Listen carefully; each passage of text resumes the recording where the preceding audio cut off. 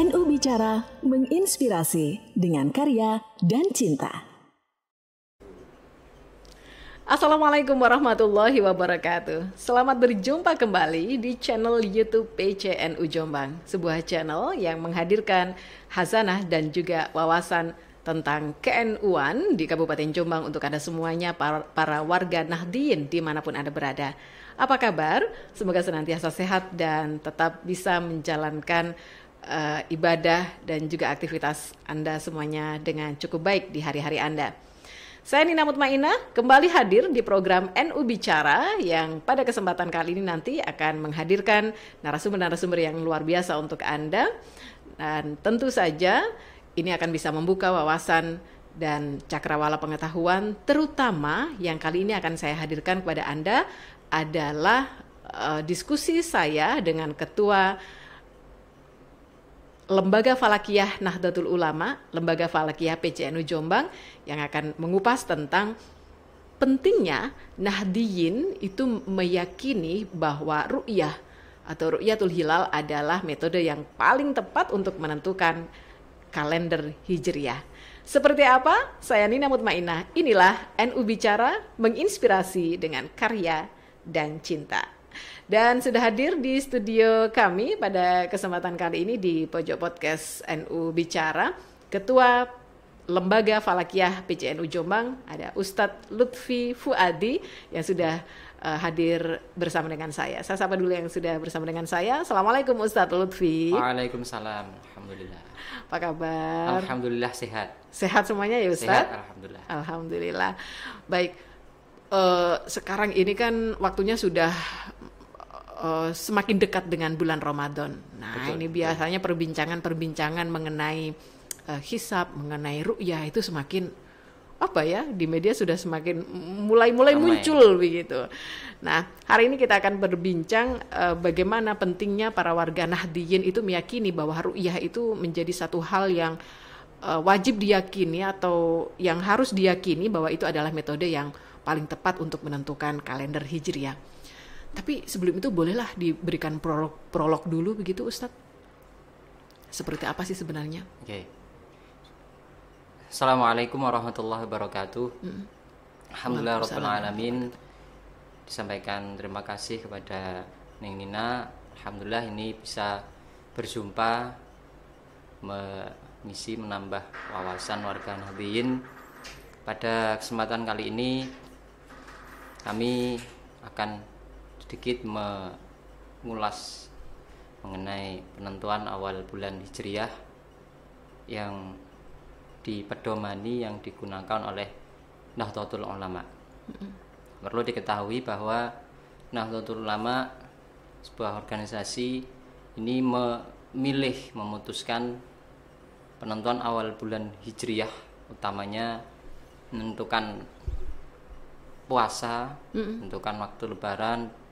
Ini menggunakan salah satu metode yakni ru'yatul hilal. Yep. Atau ada yang menyebut dengan mazhab ru'yah. Ini sudah dijalankan dan diputuskan di Muktamar Nahdlatul Ulama tahun 80-an di Lumajang. Ini sebagai pedoman warga Nahdliyin dalam menentukan awal bulan Hijriah. Begitu. Oke. Jadi secara yuridis, secara hukum itu sebenarnya memang sudah ada ya berdasarkan hasil muktamar di Lumajang itu. Di tahun 1980-an. 80-an. Artinya itu memang sudah menjadi ketentuan yang harus dipedomani selama ini. Betul. Sejak tahun 80 sampai dengan sekarang gitu Ustaz. Iya. Dan Nahdlatul Ulama ini secara konsisten melaksanakan ru'yatul hilal, terbukti di 2-3 tahun. Okay.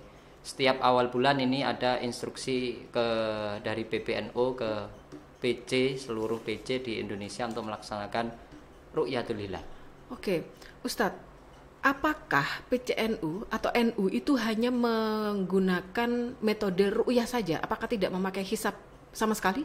Baik, metode ru'yah ini diartikan sebagai pengamatan hilal di lapangan. Yep.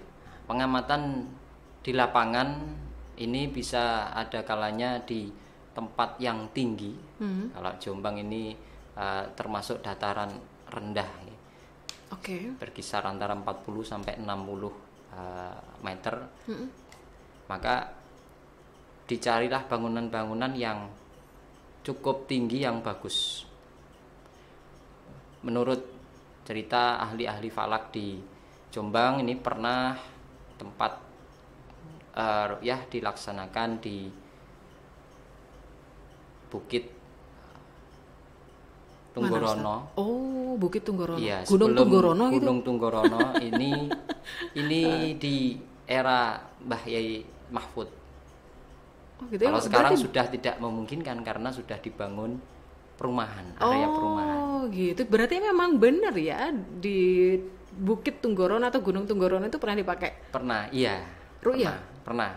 Kami di awal masuk di lembaga falakiyah sekitar 2008 2009 itu pernah mengiringi ketua lembaga falakiyah yang sebelumnya di sana. Tapi kalau sekarang sudah tidak memungkinkan karena tempatnya sudah tertutup dengan perumahan. Baik. Nah, kalau di Jombang sendiri biasanya tempat-tempat yang dijadikan sebagai tempat untuk ru'yatul hilal di mana?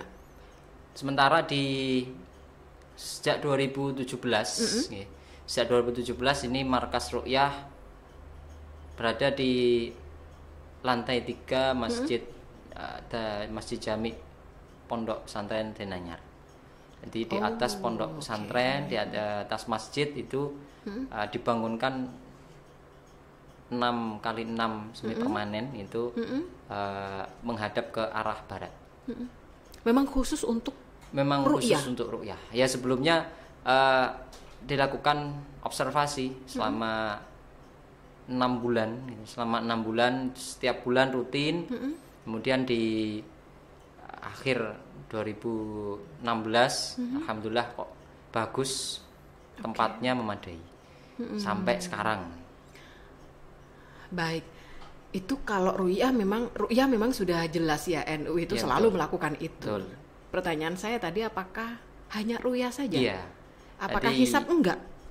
Kalau di lapangan kita sebelum ru'yah ini pastinya melakukan proses yang namanya menghisab.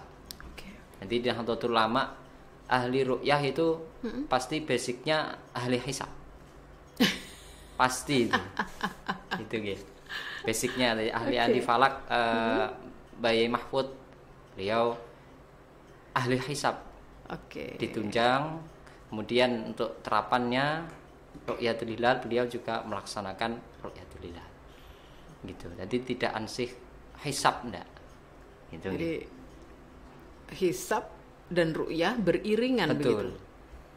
Nanti ru'yah ini dilaksanakan sebagai yang utama, hisab sebagai membantu kita mengarahkan ke arah mana, di darajah berapa itu. Ustadz, dengan berkembangnya teknologi yang sekarang ini itu kan bahkan kalender sampai beberapa ratus tahun ke depan itu sudah bisa diprediksi melalui ilmu hisab begitu. Betul. Lalu kemudian beberapa masyarakat kita, beberapa nahdiyin itu sudah mulai agak lebih memilih hisab aja gampang seperti itu. Iya. Adakah dasar yang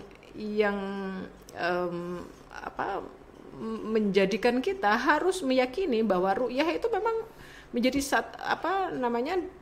cara yang paling tepat untuk menentukan kalender Hijriah, selain dasar secara yuridis tadi itu? Iya. Kalau ada hadis sumu li ru'yatihi wa aftiru li ru'yatihi wa in humma alaikum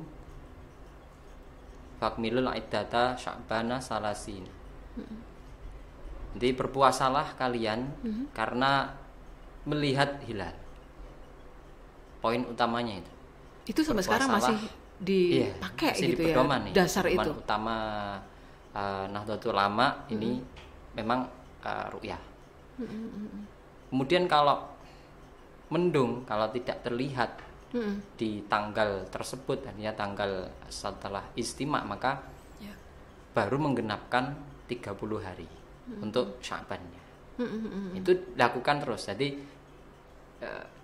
Ru'yatul Hilal ini bisa dikatakan verifikasi dari kalender yang sudah ada. Oh, oke. Saya bisa menangkap. Jadi mungkin di awalnya memang dihisap begitu. Betul. Ya, dihitung dulu, Dihitung. prediksinya seperti Di kalender. ini di kalendernya. Lalu kemudian di validasi lagi dengan Iya, ru'yah itu dengan tadi. ru'yah. Oke, tapi Ustaz sebentar. Sekarang itu kan kayak BMKG itu sudah bisa memprediksi besok itu mungkin dalam 1 minggu ke depan Iya, atau iya. paling tidak satu hari besok itu sudah bisa diprediksi. Besok itu mau hujan, besok itu mau mendung, mau cerah. Nah kan udah bisa dilihat, misalnya besok hilal nggak kelihatan gitu. Besok hilalnya kelihatan berarti sudah pasti. Oke. Bisa dipastikan tanggalnya. Besok hilalnya nggak kelihatan dah. Lah, maksud saya ini menjawab pertanyaan-pertanyaan awam ya. Buat apa gitu kan udah bisa diprediksi. Oke. Kalau dari prediksi BMKG itu mereka memprediksi cuaca utamanya Ya. biasanya dalam Ru'yatul Hilal yang berpengaruh memang mendung. Mendung ini dari prediksi yang dikeluarkan, artinya seluruh Indonesia ini Yap. pasti ada 1 atau 2 titik yang cerah. Maka Nahdlatul Ulama Itu pasti ya. pasti itu artinya ya ada kemungkinan. Paling tidak 99% Nah, lah. ada kemungkinan 1 atau 2 tempat. Kalau data Ru'yatul Hilal, sementara yang mengikuti ru'yah dari PCNU seluruh Indonesia ini kurang lebih 109 titik Oke. untuk tahun kemarin. Ya. Entah untuk yang Ramadan besok bisa mungkin sama gitu ya. Dari katakan 100 titik itu yang hasil prediksi dari BMKG bisa jadi 1 titik atau 2 titik bisa melihat dengan kemungkinan ya ketinggian hilalnya itu juga berpengaruh. Baik. Ketinggian hilal. Nah itu kalau 1 atau 2 titik itu bisa melihat berarti otomatis Ketika sidang isbat dilaporkan langsung ke Kemenak, Kementerian Agama artinya Pusat. itu sudah bisa dikatakan bahwa besok adalah tanggal Iya, betul. 1 Bisa gitu masuk ya? tanggal 1 Bisa masuk tanggal 1. Ramadan. Oke. Jadi itu ya yang menjadi dasar kenapa kemudian Nahdliyin harus meyakini bahwa ru'yah itu menjadi yang utama. Betul. Jadi ru'yah yang utama, hisab itu pendukungnya. Hisab itu pendukung. Emang LFNU setiap bulan melakukan ru'yah? Alhamdulillah ini dari 2 tahun ke belakang ini lembaga Falakiyah rutin melaksanakan Ru'yatul Hilal walaupun umpama dari pagi itu mendung, itu cuaca tidak mendukung, ya alhamdulillah sore kita tetap berangkat. Kalaupun toh hujan itu kan di atas kita, yang kita lihat itu kan di sisi barat, di ufuk. Jadi Maksudnya kemungkinan gimana? Hujan di atas kita? Iya, hujan itu kan di atas kita. Yang kita lihat ketika ru'yah itu arah barat. Oke. Jadi ya tidak boleh pesimis. Kalau pesan ahli ru'yah dari, saya ingat itu ada Yai Inwan, beliau ahli ru'yah dari Gresik. Ya. Harus pesimis, harus optimis, maaf. Harus optimis, tidak boleh pesimis. Tidak boleh. Meskipun mendung pun ya harus tetap berangkat. Alhamdulillah setiap bulan. Dan kemarin di awal Rajab ini kami coba membuat mungkin alternatif, salah satu alternatif markas. Kami melakukan observasi di daerah Perak. Iya. Ini sebagai Di mana tuh? informasi. Perak di daerah Sembung. Itu kami coba melakukan observasi, dan kalau melihat hasilnya ini belum begitu bagus. Untuk Karena tempatnya tuh ya. untuk markas yang baru. Jadi memang untuk markas harus betul-betul dicek terus, dicari. Iya, jadi LFNU memang tugasnya di setiap bulan pasti melakukan ru'yah itu, dan akhirnya kemudian membuat biasanya ada semacam rilis gitu kan ya. Rilis bahwa misalnya kalau sekarang Sya'ban, awal bulan Sya'ban adalah pada tanggal sekian, awal bulan Rajab adalah tanggal sekian, begitu. Kami hanya meneruskan, nanti ketika ru'yah kemudian kita laporkan ke PBNU, nanti yang membuat pengumuman awal bulan ini dari PBNU. Oke, baik. Ustadz, menjelang Ramadan ini tentu saja biasanya tuh 1 minggu sebelum tanggal 1 Ramadan itu sudah muncul jadwal imsakiyah gitu. Iya. Dan itu sudah banyak dicari sama orang, kemudian ditempelin di rumah, ditempelin di masjid, di musola dan ini sebagainya. Sebagai patokan, yang paling utama adalah ketika kita mau berbuka dan mau mengakhiri sahur. Mau mengakhiri sahur gitu. Yang lain-lain ngikut aja sebenarnya. Yang paling utama adalah patokan untuk berbuka dan mengakhiri sahur, Ustaz. Itu. Nah, cuman masalahnya dari angka-angka yang sudah tertera itu kira-kira di mana sumber yang paling valid untuk kita memakai dasar imsakiyah itu, Ustadz? Kan banyak ya, dari platform-platform macam-macam itu kan pada bikin sendiri-sendiri gitu loh. Itu yang paling valid yang mana? Baik, kalau berbicara mengenai jadwal imsakiyah, ini memang banyak yang beredar di masyarakat. Kalau ini juga tantangan gitu dari lembaga falakiyah. Artinya kalau yang benar yang mana, ini perlu penelitian lebih jauh. Karena kembali ke sistem hisab ini, dari jadwal imsakiyah yang beredar itu, setahu kami salah satunya ada yang ngambil dari data Kemenak Pusat. Dari Kemenak, oke. Kemenak Pusat ini kemudian dicetak, mereka cetak. Artinya masing-masing ini punya dasar. Nah, yang biasanya berbeda 1 atau 2 menit, ini ada perbedaan ada istilahnya waktu ihtiyat. Waktu ihtiyat ini penambahan jeda waktu dari waktu sholat yang seharusnya, ada penambahan, tujuannya untuk biar lebih yakin bahwa waktu sholat itu sudah betul-betul masuk. Jadi di dalam imsakiyah itu sudah ada tambahannya begitu? Iya, betul. Sudah diperhitungkan ikhtiyatnya? Sudah ada. Kalaupun berbeda, bisa jadi dari perbedaan waktu ihtiyatnya. Begitu. Perbedaan waktu ihtiyat. Termasuk juga kadang-kadang dari ini kalau teman-teman muadzin nih. Betul. Kalau mau adzan atau teman-teman di media, baik televisi maupun radio, itu yang kalau mau muter adzan itu khawatirnya nanti hilang kecepetan atau kelambatan begitu loh, Ustaz. Iya. Itu yang dipedomani, apakah harus pas jam segitu? Iya. Atau kalau bagaimana? dalam hisab hakiki, sebenarnya setiap hasil hisab itu ada orde detik. Jadi jam, menit, detik ada. Nah, kadang detik ini ada yang tidak usah dipakai, dibuang semuanya. Ada yang harus dibulatkan. Biasanya ahli hisab ini yang mungkin beda 1 menit, mungkin dari sana. Kemudian tadi mengenai waktu ihtiyat yang berbeda-beda. Kalau kami biasanya di lembaga falakiyah ini menggunakan salah satu sistem yang sistem kontemporer menggunakan kitab, salah satu kitab falak, basisnya kontemporer. Bisa jadi yang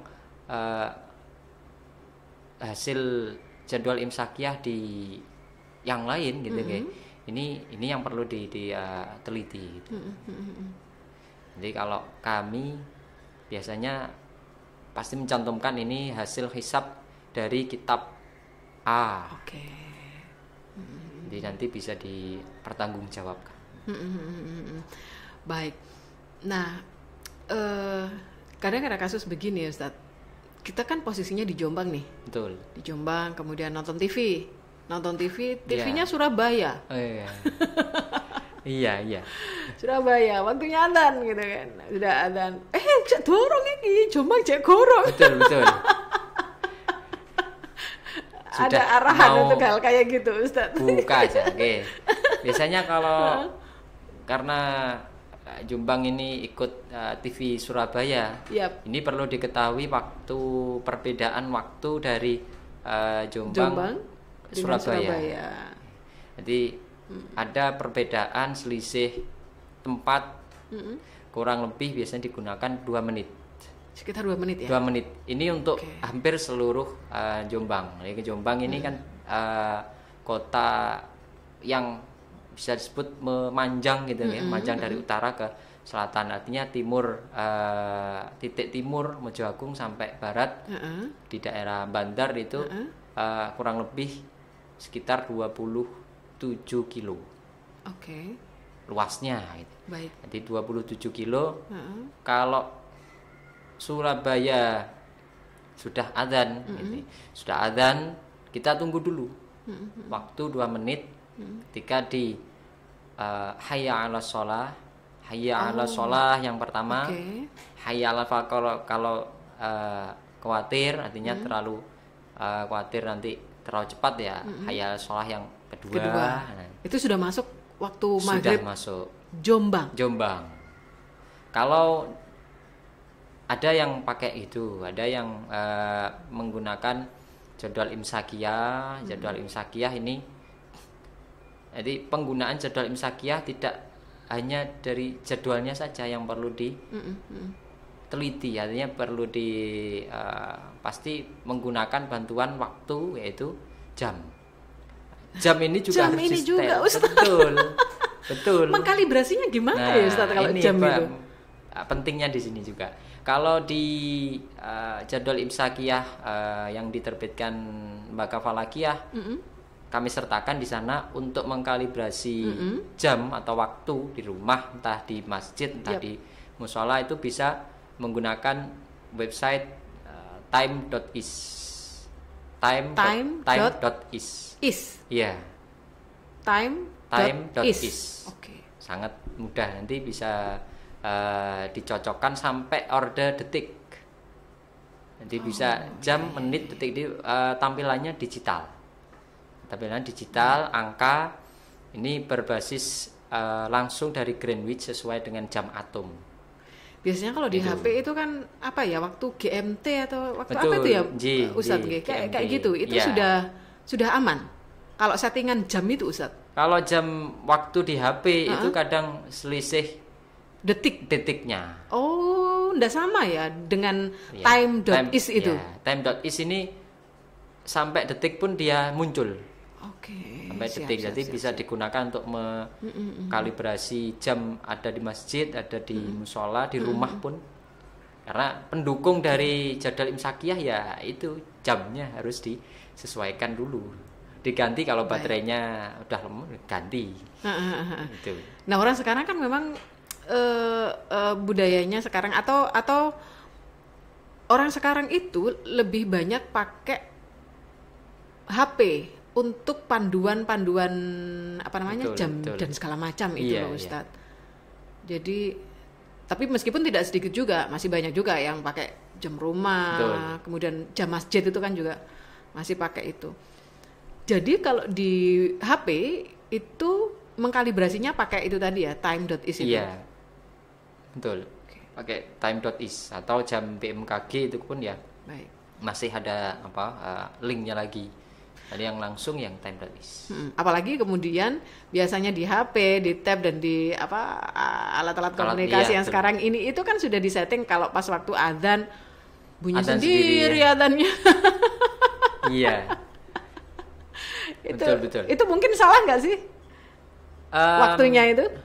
Biasanya kalau waktu dia menyesuaikan dengan HP, jamnya itu, dengan HP-nya gitu. Dengan jam HP-nya itu. Iya, dengan jam HP-nya. Kadang mungkin selisih berapa detik, mungkin bisa sampai 1 menit, bisa jadi. Baik, misalnya nih adzan maghrib, maghrib itu jam 17 berapa sekarang ya Pak Ustadz? 17.50 sekian gitu kan, nggak salah. 58. 17.58 gitu ya. Itu kan sudah waktunya maghrib. Iya. Cuman kadang-kadang misalnya nih kalau orang mau buka itu masih sebentar. Itu. Nah inilah sudah. Itu sebenarnya sudah boleh buka apa belum sih Ustaz? Sesuai dengan hasil hisab ya pastinya. Ini sudah ada tambahan ihtiyat. Oh, jadi di jadwal itu sudah ada tambahan ihtiyatnya. Sudah ada tambahan ihtiyat. Nah yang berbeda mungkin tambahan ihtiyatnya beda 1 menit, maka menyebabkan hasil maghribnya mungkin beda 1 menit. Bisa jadi karena 1 menit ini ada rentan jarak kurang lebih 28 kilo. Jadi jarak satu tempat dengan tempat arah baratnya itu 28 kilo. Beda waktu sholatnya 1 menit, harus ditambah 1 menit. Kalau Jombang ini seperti tadi itu kurang lebih 27, artinya satu markas, artinya satu hasil hisab Jombang ini bisa digunakan sampai daerah paling barat. Jadi hampir tidak ada perbedaan ya di seluruh Jombang itu. Iya, tidak ada perbedaan sama sekali. Yang mungkin berbeda di daerah Wonosam karena tempatnya agak tinggi, itu mempengaruhi juga. Beda pengaruh mungkin 1 namanya beda berapa menit? 1 menit. 1 menit. 1 menit. Ingat saya 1 menit. Jadi Jombang Wonosalam itu perlu ditambah 1 menit untuk maghribnya. Oke. Ini kalau maghrib Ustaz. Iya. Sekarang kalau imsak. Oke. Imsak itu para muadzin itu biasanya kalau di kampung, hampir semua di Kabupaten Jombang itu ya. Biasanya kalau sebelum imsak itu kan tarhim dulu, ya kan? Tarhim, terus kemudian ada yang kiroah, ada kiroahnya dulu baru tarhim, atau ada yang kebalik, tarhim dulu baru kiroah gitu. Ada yang kebalik kayak gitu kan? Ada. Ingat saya ada. Ada panduan nggak untuk untuk yang imsak gini? Karena kadang-kadang gini, waktunya imsak gitu ya, kan masih orang-orang mungkin masih boleh, ada yang masih memperbolehkan makan, minum. Kalau makan janganlah minum, pokok ojo sampai adzan gitu. Adakah panduan arahan gimana sih untuk kalau yang imsak ini? Untuk waktu imsak, waktu imsak ini kalau dalam bahasa Arab memang adanya dalam kitab fikih imsak ini ya, memang waktu tambahan yang untuk proses kehati-hatian. Jadi ada jeda waktu berapa sih waktu berapa imsak? Menit? Waktu imsak dari ini imsak kalau ke subuh itu menurut dari para ulama ini perkiraan membaca surat 50 ayat. 50 ayat dengan baca sedang ini kurang lebih 8 menit. 8 menit. 8 menit. Lu lama loh Ustaz. Nggih. Makanya dalam Nahdlatul Ulama, artinya dalam hisab di lembaga falakiyah kita tambahkan waktu 10 menit. Jadi sebelum subuh imsaknya tinggal mengurangkan 10 menit.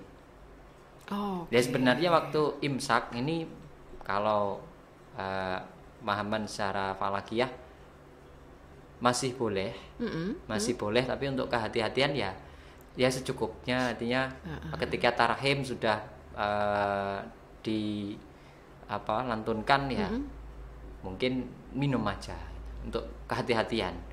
Oke. Gitu. Jadi ya harus betul-betul diperhatikan Iya, waktu ini imsak ini. Ingat ini biasa ibu-ibu kalau kemudian bangunnya kesiangan gitu loh, Ya, Ustaz. gitu. Lu wes tarhem. Bingung kabeh gitu. Wes tarhem cepet gitu. Oke. Baik. Nah, rasanya sudah cukup gamblang ya dari tadi keterangan mengenai bagaimana penentuan maghrib, kemudian penentuan imsak sampai ke subuhnya seperti apa. Insya Allah ini bisa menjadi dasar nih habis ini kalau sudah mau masuk ke bulan Ramadan. Iya. Terima kasih Ustadz penjelasannya sama-sama. luar biasa untuk kesempatan kali ini. Terakhir mungkin untuk pesan kepada masyarakat Nahdliyin jelang Ramadan ini. Iya. Alhamdulillah Rabbil Alamin, ini satu hal yang harus dipedomani, yang harus digunakan, ya ini memang dalam falakiyah berperan penting dalam menentukan awal bulan Hijriah, apalagi dalam menentukan waktu-waktu sholat. Jadwal imsakiyah yang beredar insya Allah ini dalam waktu dekat dalam satu minggu ini akan kami siapkan, nanti akan kita sebar ke seluruh warga Nahdliyin di seluruh Jombang. Yap. Jadi yang perlu diutamakan ya pengkalibrasian jam di rumah ataupun di masjid mushola. Oke. Gitu. Karena jadwal imsakiyah ya harus ditopang dengan jam yang betul sesuai. Muadzin pun gitu, pasti melihat jam, nanti melihat waktu imsakiyah juga melihat jamnya. Baik. Ustadz terima kasih sudah menyampaikan pengetahuan untuk menambah wawasan warga Nahdliyin semuanya. Semoga perbincangan kita hari ini bermanfaat. Sehat selalu Ustadz menyenangkan bersama dengan keluarga. Terima kasih. Assalamualaikum.